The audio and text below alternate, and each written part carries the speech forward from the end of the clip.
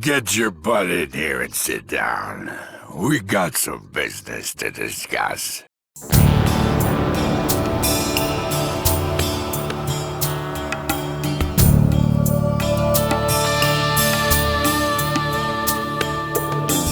I want to talk to you about the music in 90s Fallout games.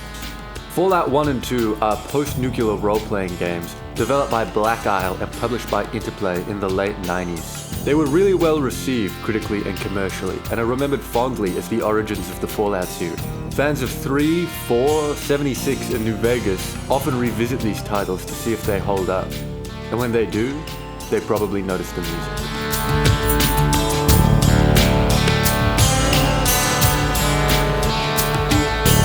Composed by Mark Morgan, the music of 90s Fallout adds to the vivid depiction of an irradiated California.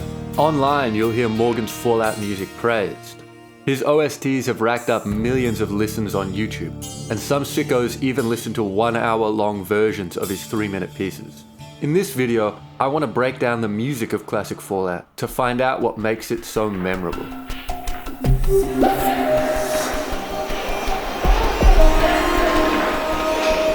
Let's take a look at how players experience Morgan's OSTs in-game.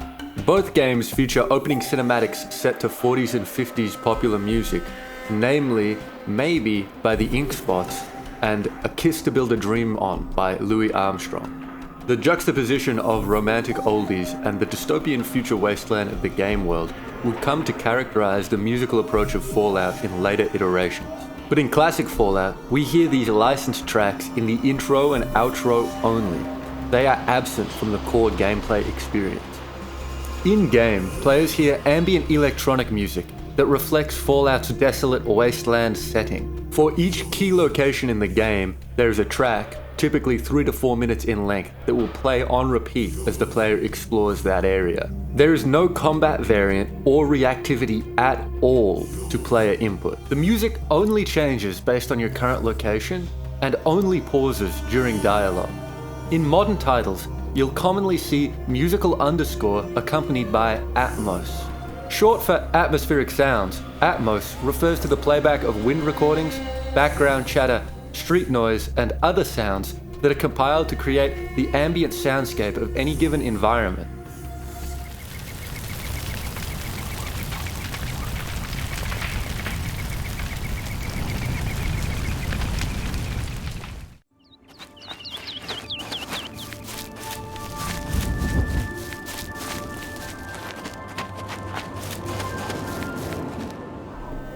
Like most games pre-2000, Fallout 1 and 2 don't have Atmos. This is particularly challenging given Fallout's emphasis on long-form exploration. Without Atmos, players are asked to listen to the same 3 to 4 minute piece of music on repeat for the multiple hours they spend exploring any given game location. And over the course of the roughly 70 hours it would take a player to beat both titles, they will listen to the same hour 17 of music the entire time.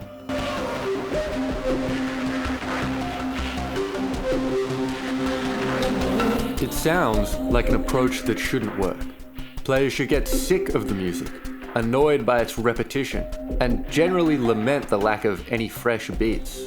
But this isn't what happens. People who've listened to these tracks dozens and dozens of times will seek them out on YouTube to hear them again. To understand why, we need to take a closer look at how the old school Fallout soundtracks are constructed on a musical level.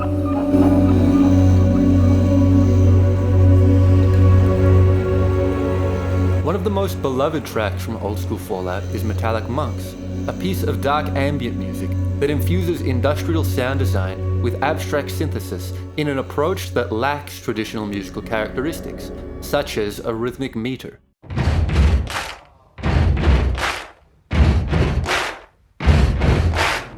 A focal melodic theme.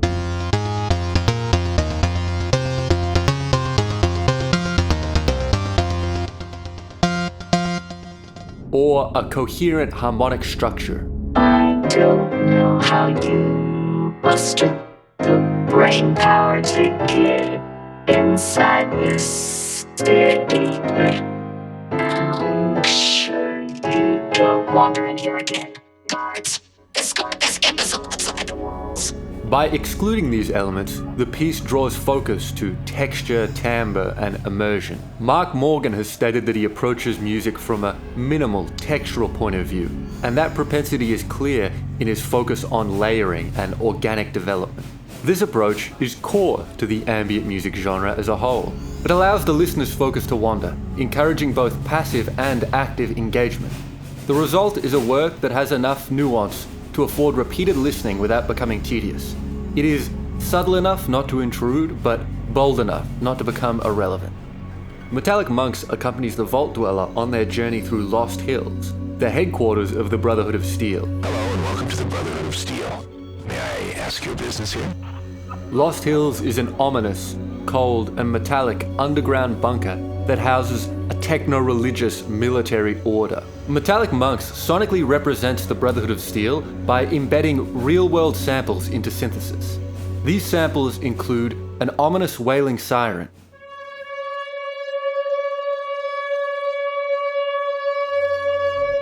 technological radio comms,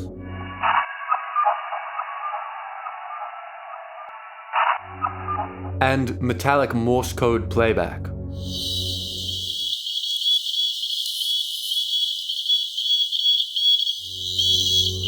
The synthetic musical landscape that these samples function within consists of spacious pads and a static bass drone.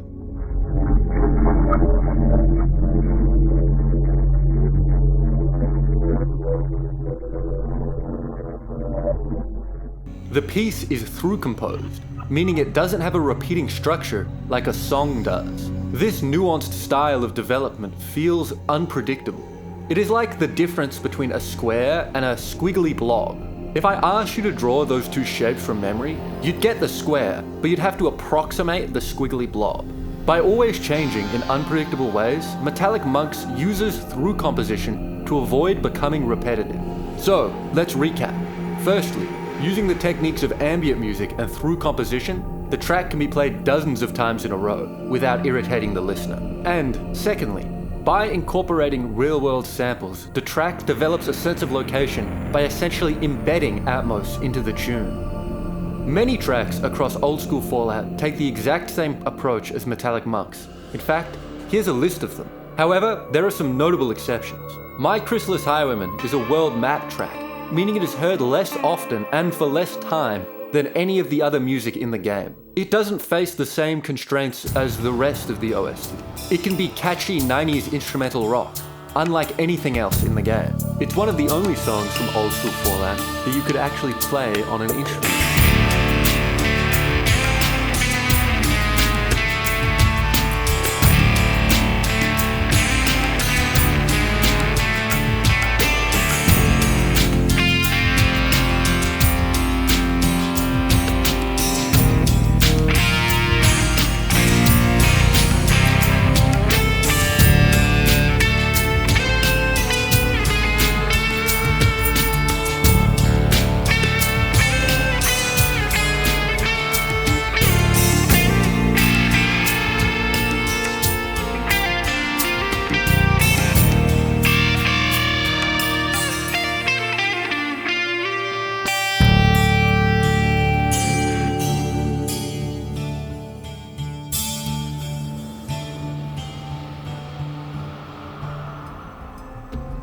My Chrysalis Highwayman isn't the only track that differs from the Metallic Monks approach.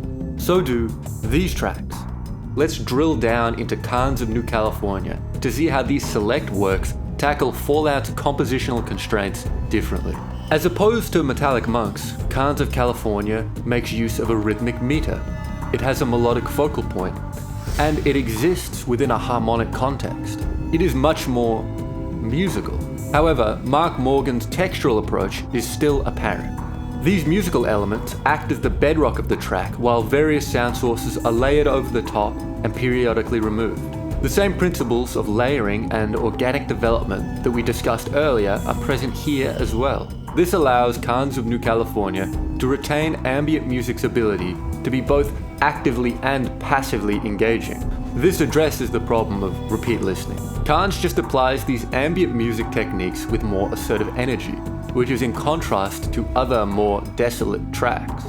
Rakan's is active, dangerous, exciting, and aggressive, whereas Radiation Storm is spooky and disquieting, but more passive.